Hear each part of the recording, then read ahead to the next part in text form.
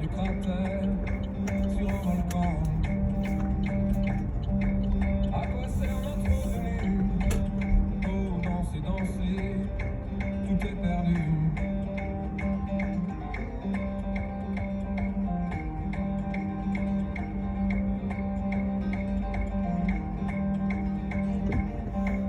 Secouer, c'est pour moi tout ça. Le charme distrait, le calme plat.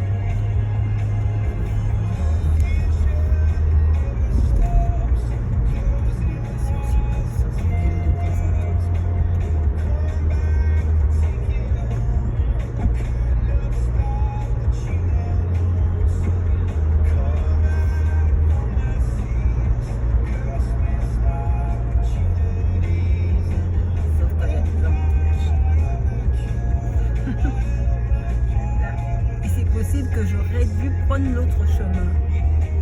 C'est possible. J'aurais mieux fait de prendre l'autre chemin. Bon. J'ai voulu prendre celui-ci, c'est pas grave.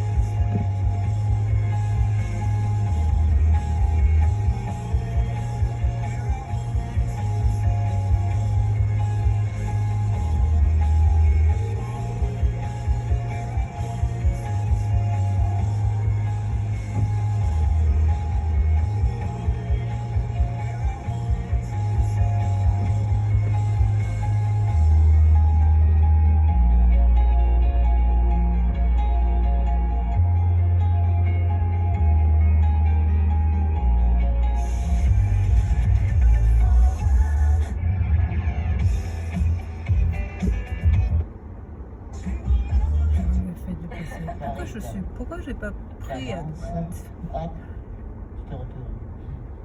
Compris? Bon, la blonde, tu arrives, schlac, tu te positionnes. Compris? Hein? La troisième, qu'est-ce que tu fous? Tu papotes? Imbécile, viens ici. Tu te mets là, tu les rejoins et vous faites le pas que je vous ai appris, vous avez compris? Alors je vous rejoins, on fait le pas, vous savez, le pas chuchoté. Terrain qui remonte. Toutes ces activités-là sur le détail sont très lucratives.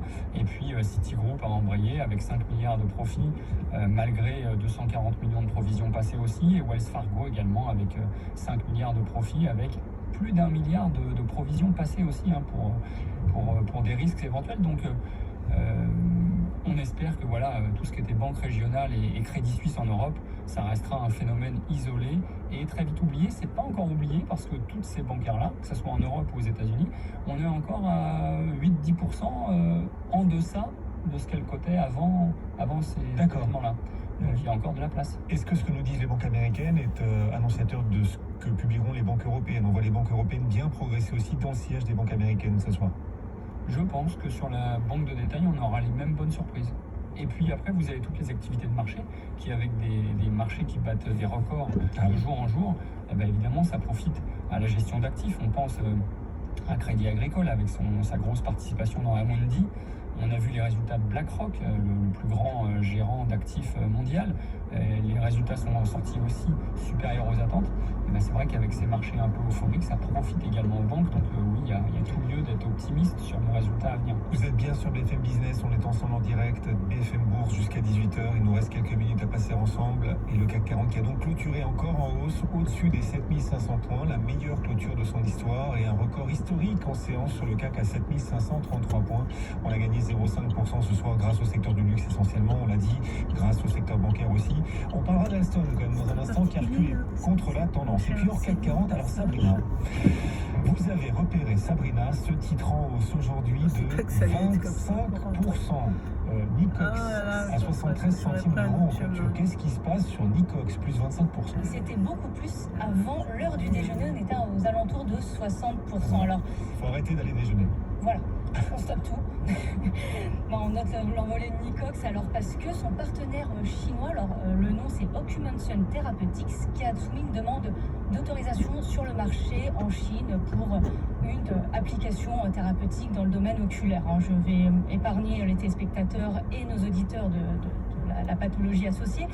Et pour les investisseurs, le dépôt d'une telle demande signifie une perspective de revenus. Alors d'après le partenaire chinois, les dernières retombées pourraient être évaluées à plus de 100 millions de dollars d'ici 7 ans. Et Nicox, selon les termes du contrat, pourrait récolter et bénéficier de paiements d'étape de 17 millions de dollars, ainsi que des paiements d'étape des redevances liées à ce contrat. Alors avant de voir le moindre dollar arriver pour Nicox, il faudra attendre une bonne année, le temps que on examine le dossier. Alors la potentielle commercialisation de Zerviate, c'est le nom du traitement, serait en courant 2024. Alors ce traitement-là est déjà commercialisé aux États-Unis et qui avait profité aussi d'une demande d'autorisation de mise sur le marché en 2017. Voilà. Et ce qui fait flamber le titre, c'est tout simplement qu'il demande une autorisation de mise sur le marché, pas dans n'importe quel pays, en Chine. En Chine. C'est la Chine. Oui, c'est Voilà. un grand... Ça apporte un peu de vitamine C, là. C'est comme Chine en l'occurrence. Là, Exactement, comme le soleil ici à l'antenne. c'est ça, plus 25% pour Nicox, ultra volatile, Thierry, bien sûr, on est dans l'univers Des penny stocks. des penny stocks, exactement. Penny stock et de la biotech. Ouais, vous Plutôt évitez associé, d'ailleurs. C'est double condition et double volatilité. Donc, On avait la même chose aussi sur Pixium. apprendre avec des pincettes et en diversification de portefeuille, pourquoi pas, si on connaît bien les dossiers. Mais voilà, le Zerviate, on lui souhaite tout le meilleur du monde à ce médicament qui soigne les démangeaisons oculaires. Mais voilà, on saura plus tard et c'est très spéculatif. Une autre valeur qu'il fallait suivre aujourd'hui, on l'a suivi tout au long de l'après-midi. Alstom, dégradation Oh par Deutsche non. Bank qui passe à... Bon, c'est pas une grosse dégradation qui passe à conserver sur Alstom, mais Deutsche Bank s'inquiète. Craint qu'Alstom ait du mal à atteindre ses objectifs financiers, d'autant que le directeur financier s'en va, il partira chez Orange en septembre. Et il est surtout, ce directeur financier, le 4e dirigeant clé d'Alstom à partir en 6 mois après. Le responsable commercial, celui des usines, le patron de la stratégie, qui s'occupait surtout de l'intégration de Bombardier. Ça commence à faire beaucoup. Et donc Alstom ce soir perd plus de 3% en clôture. Thierry, vous auriez envie de profiter de cette baisse ou vous méfiez du coup pour la suite? Alors pour répondre à brûle pour point, oui, on est plutôt acheteur autour de 22 euros sur le dossier Alstom. Maintenant c'est vrai, ça fait beaucoup de départs. Est-ce que c'est des gens qui payent un peu les pots cassés de la façon dont la fusion avec Bombardier s'est passée? On nous annonçait bons et merveilles et puis en fait on a découvert quand même un bon paquet de cadavres dans les placards de Bombardier, avec tout un tas de contrats qui sont en train de s'exécuter à marge nulle. Ça avance, mais un petit peu moins vite que prévu, mais ça avance quand même. Donc voilà, Deutsche Bank s'est dit, ces contrats à marge nulle qui avancent, mais peut-être pas aussi vite que prévu, ça va peut-être peser un petit peu plus sur les marges d'Alstom que ce que anticipent les analystes. Et peut-être que la guidance qui est donnée par les dirigeants de 8 à 10% de marge en 2024-2025, c'est un petit peu trop optimiste. Donc ils ont profité de l'annonce du départ de Laurent Martinez, qui est un des piliers de la société depuis 7 ou 8 ans et dans sa transformation sur tout ce qui est activité ferroviaire.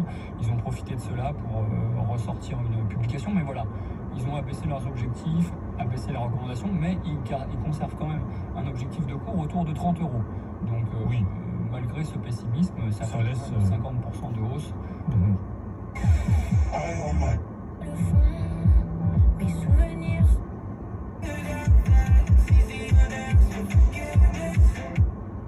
Laurent, Ah mais attends, mais non, mais demain j'ai grand frère. voir des gens. Romain Lucas, Yannick Fall. Qui vous livre des brioches festives à domicile en France. Ok. Ensuite je parie sur Brest. Bah là, ça parle con. Entre tous les cons.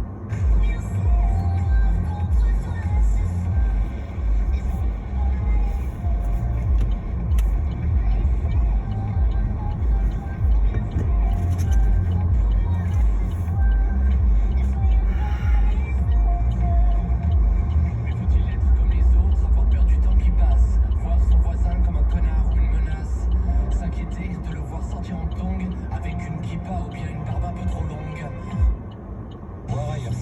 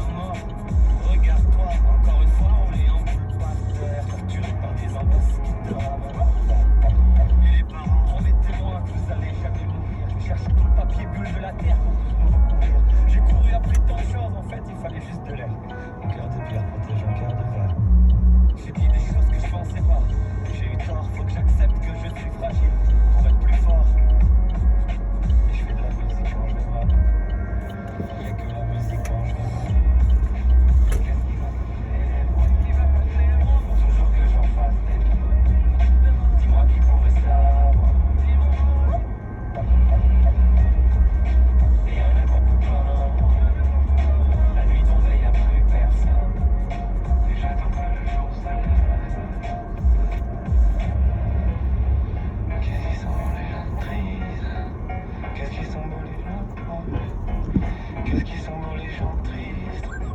Ok, on y va. Qu'est-ce qu'ils sont beaux les gens tristes. Qu'est-ce qu'ils sont beaux les gens paumés. Qu'est-ce qu'ils sont beaux les gens tristes. Qu'est-ce qu'ils sont beaux les gens tristes. Qu'est-ce qu'ils sont beaux les gens paumés. Qu'est-ce qu'ils sont beaux les gens tristes. Qu'est-ce qu'ils sont beaux les gens tristes. Qu'est-ce qu'ils sont beaux les gens paumés. Qu'est-ce qu'ils sont beaux les gens tristes.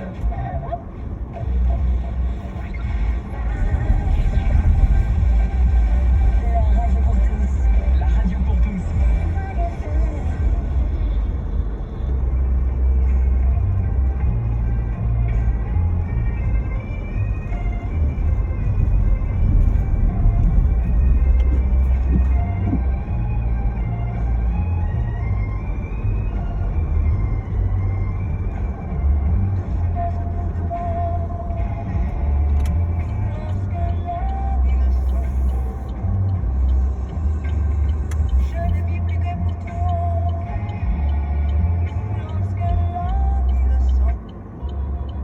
Nous fonder un groupe de rock.